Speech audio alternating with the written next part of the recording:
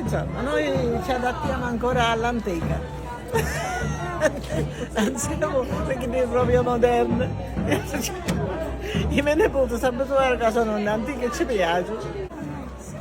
Le ricamatrici presenti a San Marco d'Alunzio, buonasera. Buonasera, Parliamo dei vostri lavori. va bene. Sì. Ride antica. Ma come si fa? Ci racconti un po'? Sarà svelare, sarà E poi Chiamare. si devono riempire i fili. Io invece faccio l'entaglio e l'uncinetto con questo lavoro qua in tela, che è tela di San Marco. Fatto proprio culinoso, il tessuto. Insomma, noi ci adattiamo ancora all'antica.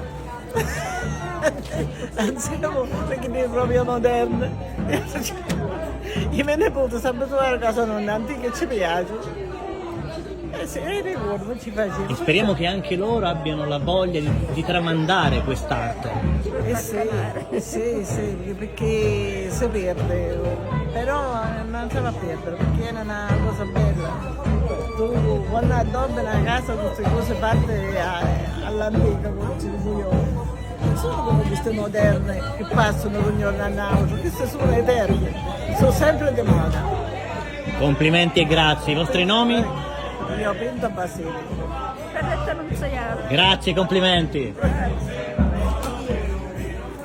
Da San Marco d'Alunzio, giornata storica. Passeggiata tra gli stand, passeggiata tra i mercatini,